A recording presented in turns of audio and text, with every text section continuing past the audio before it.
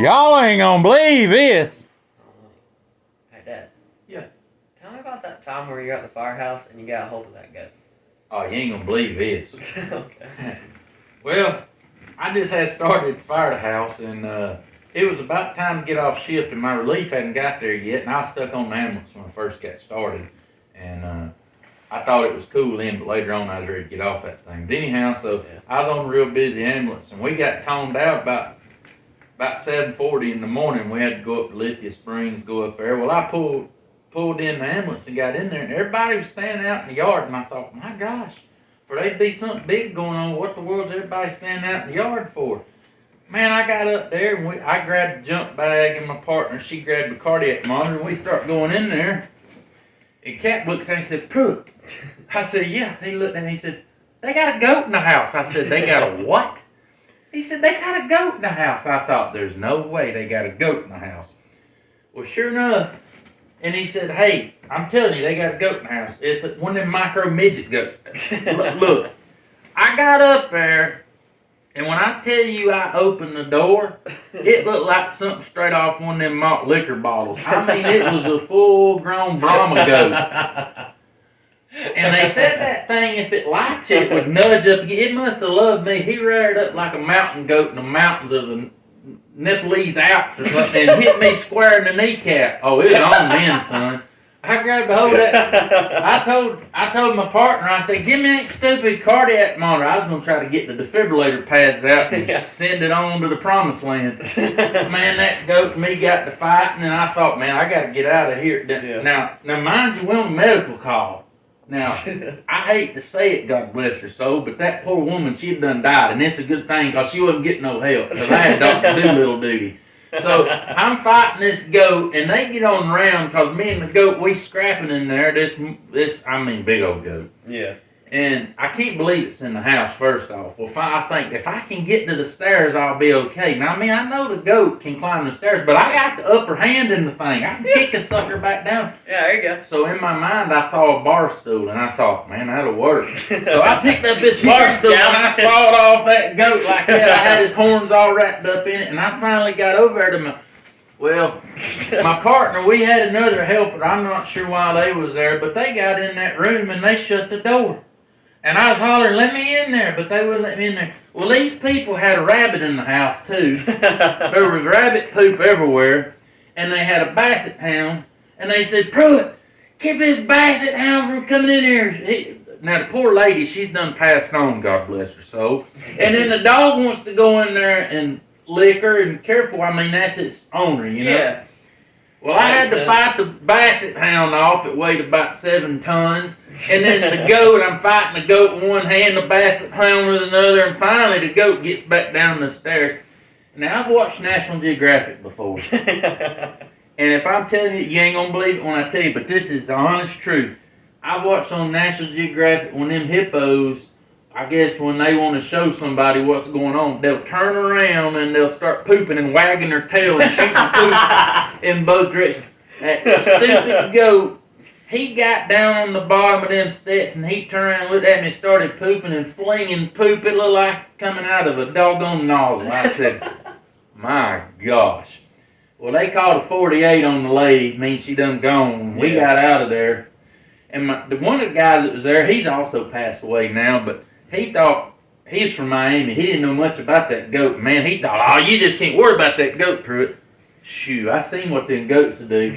My little short, fat dad one time had to run at top speed to get away from a goat and jump up on the LP tank while that thing battered around the thing. Like Dad hollered, "Hell, I didn't want no part of the goat." So I got the bar stool and I fought the goat off. Yeah. Left the goat with him and we got out. But I couldn't believe it. There really was a goat in that house and a rabbit and a basset hound. And a dead woman, but, yeah. you know. You should have just got up on the countertop and No, I couldn't get up there. I didn't want to be disrespectful, but I thought about Well, she's dead. They got that game, the floor is lava. Yeah. The floor was poop, man. There was poop everywhere. Only thing we needed was a cat and a vacuum cleaner. But, yep, that really did happen. I know nobody wouldn't believe it. You ain't going to believe this if you just had to be there. Like that song, you had to see it in color.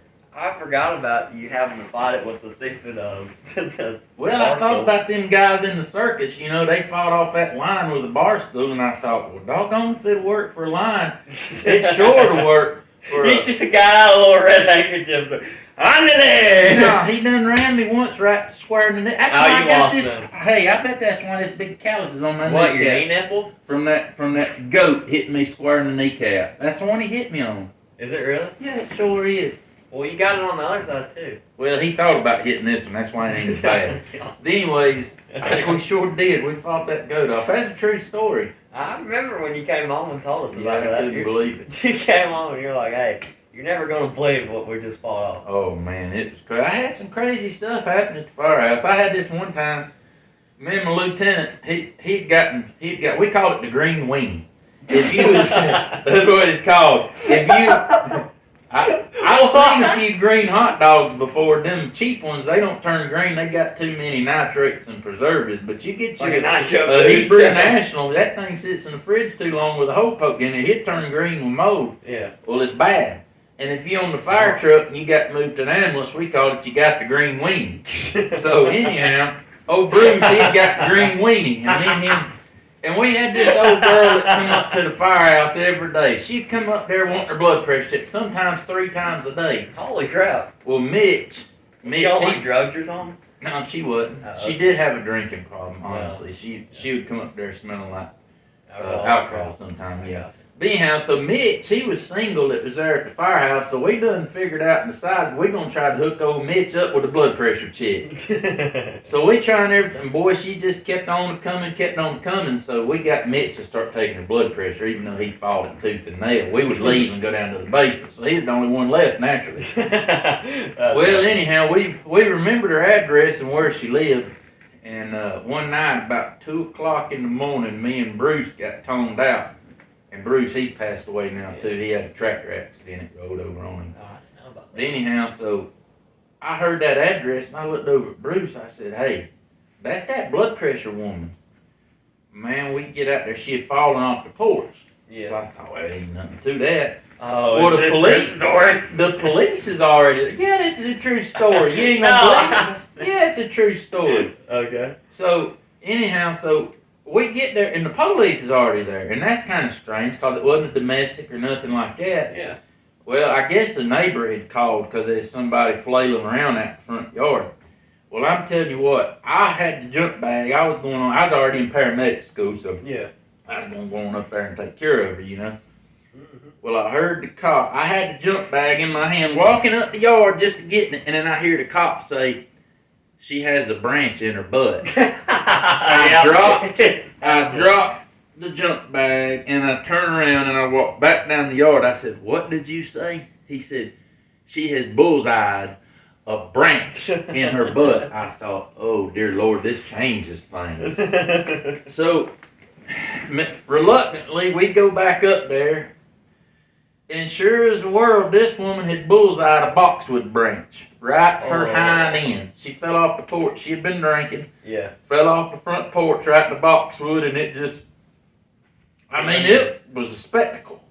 And I'm laying down there, or she's laying down there, and I look, and I'm giving her the trauma survey. And, ma'am, are you hurt anywhere? Oh, my shoulder, it hurts so bad. I went, your shoulder? Your shoulder hurts? And she's like, yeah. I said, nothing else hurts. And she went, no, it is. She went, oh my gosh, I got a tree growing out my butt. I couldn't believe it. I said, man, don't pull that thing out of there. No, because you'll pull out your I hemorrhoids said, or something.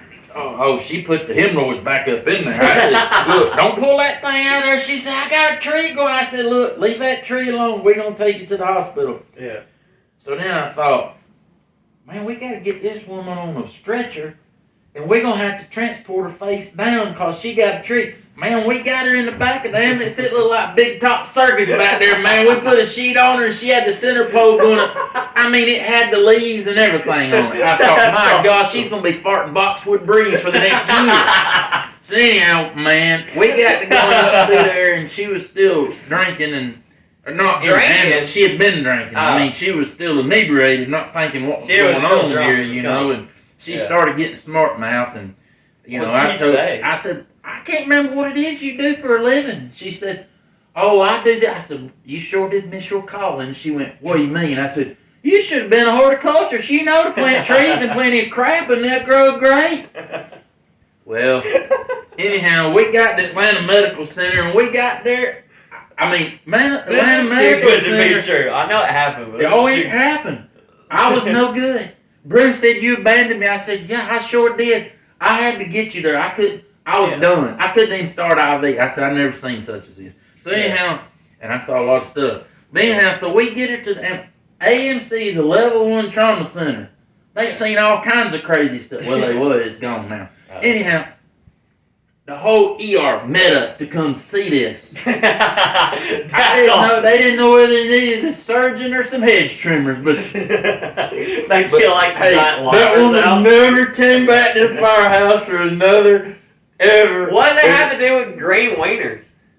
No, the green weenie is when you get moved, because Bruce is a lieutenant on the fire truck. Oh, I thought that had something to do with green wieners. No, he got moved over to the ambulance. What does it have to do with green wieners? Because it's bad. A green weenie, you got a moldy weenie from the refrigerator, it's bad, it'll make you sick. You on the fire truck and you get moved to the ambulance, it'll make you sick. It's terrible. Well, I guess Nobody normal don't want to be on the ambulance.